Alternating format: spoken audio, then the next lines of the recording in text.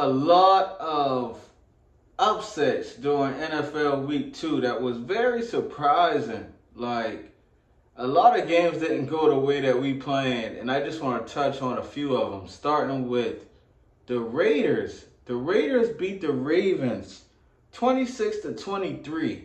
Like, who saw that coming?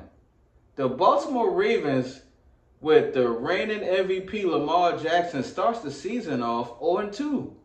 Like, who saw that coming?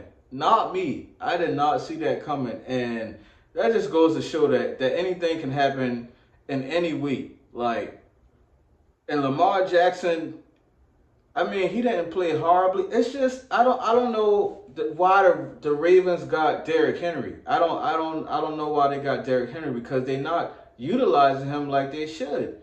And so, it's early in the season. It's a lot of NFL left, but I'm gonna be keeping an eye on how they're utilizing Derrick Henry. Derrick Henry is best as a workhorse back. We all know that. Everybody know that. Like, you got to give him carries on carries on carries, and then third, fourth quarter, he breaks down the defense. So if you're not going to do that, then I don't really know why you got Derrick Henry.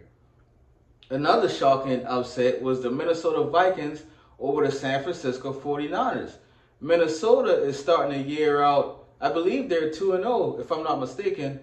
Like, that's something that we did not see coming. And Sam Darnold is playing out of his mind. He had a huge 97-yard touchdown pass to Justin Jefferson.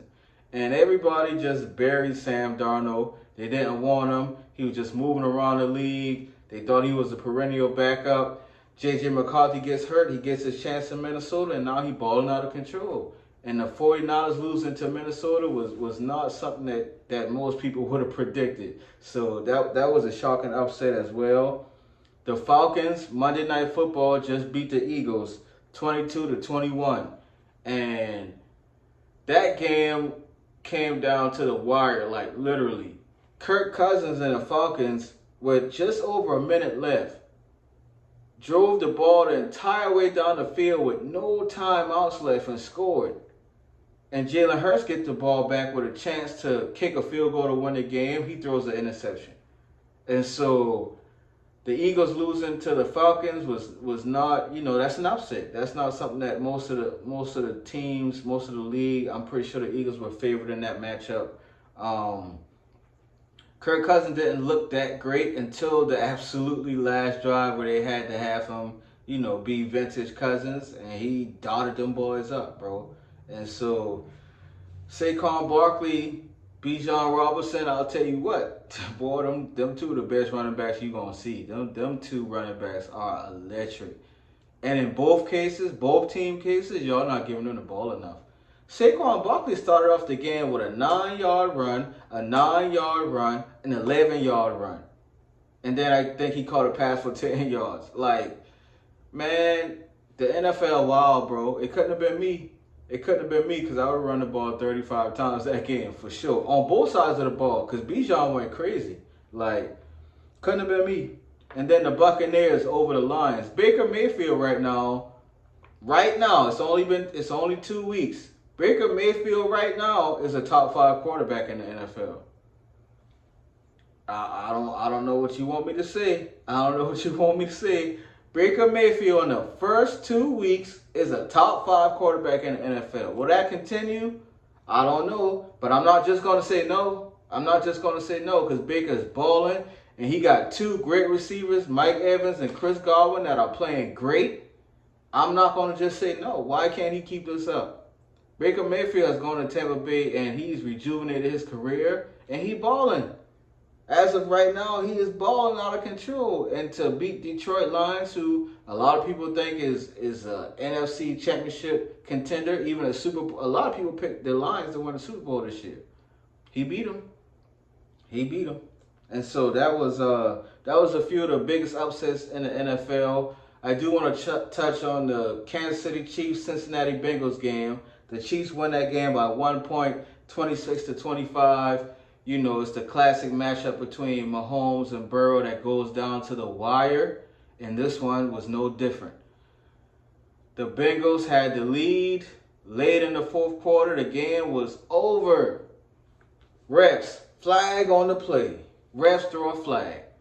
And of course, Twitter went crazy. I'm going to talk about me personally. I'm not a refs guy. I don't talk about the refs.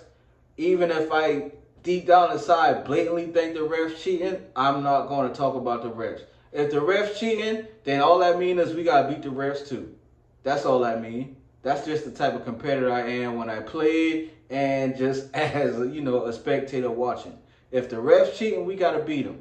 Now, that pass interference was clearly a pass interference. It's not a question, bro. What Twitter is so upset about is there was that same play, the Kansas City starting center and the guard was holding the defensive tackle. And if you watch the footage, you can see it's clearly a hold.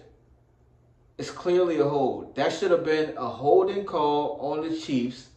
They should have called the pass interference as well. Those two penalties cancel out.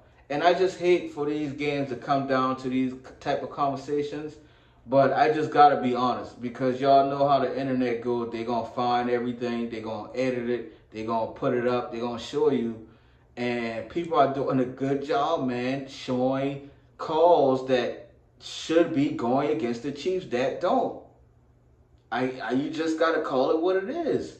And these mainstream pundits do not talk about it. They don't discuss it, but it's true. It's true, man. I just want these games to be called fair. It was a great game.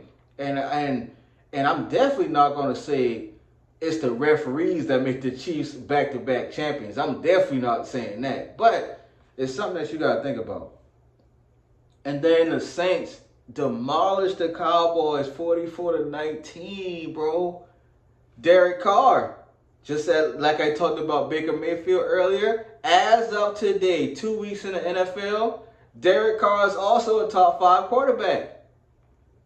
So a lot of people talk trash about the NFC South going into the year. It's only week 2, but as of right now, the NFC South is putting out 2 of the best products at quarterback right now. 44 points. Matter of fact, the Saints have scored 91 points, I believe, in their first 2 games. And I don't know, I've always just been a huge fan of Alvin Kamara. I just like the way Alvin Kamara played. And Alvin Kamara had 180 total yards and 4 touchdowns against the Cowboys. He went bananas. And I like seeing Alvin Kamara play like that. Not just because he's on my fantasy, but because I just like him as an athlete. I think he's been a top 5 running back since he stepped in the league. And his production had dipped over the last couple of years, but it's good to see him back to form. And I think it's just because he feels like this is a winning team he's on right now. And he's bringing that Alvin Kamara top elite potential, and it's good to see. And it's good to see. We'll see what happens with the Saints and the Buccaneers at quarterback moving forward, but right now they balling. And then I'll leave this segment talking about what we saw on Thursday Night Football as the Bills defeated the Dolphins.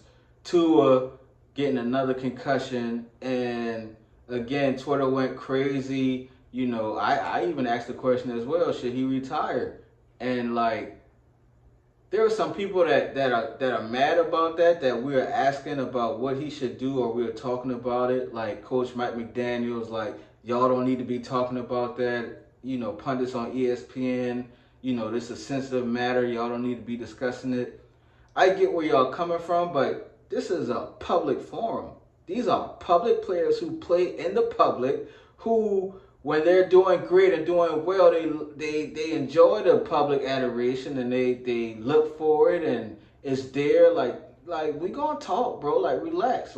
Yes, this is a very sensitive situation, but you can't stop the people from wondering, should he retire? He keep getting concussions, and the thing about it for me is, we know how deep it is talking about the brain and all the research that's going on and all the safety precautions the NFL is taking with concussions. We get all of that. For me, aesthetically, looking at Tua get a concussion is really hard for me to watch. Tua's body responds differently to concussions than I think most of the athletes we see get concussions. His hands, his fingers, they they deform in a different way than I'm used to seeing. And so for me, it's like, why your concussions look so intense more than everybody else's? There are some athletes who get concussed. Back in the G, before all this health stuff, man, people would get a concussion and keep playing. And that's obviously that's what the NFL is trying to avoid and whatnot.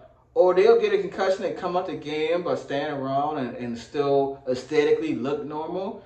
Tua gets concussions and his body freezes up in a way that I'm not used to seeing, and it's disturbing, bro. It's disturbing. So I get y'all don't want us to talk about this, but man, Tua, man, just think about your future, bro. Just think about your future. The NFL just getting started. We just underway, and I'm excited for a really good season moving forward.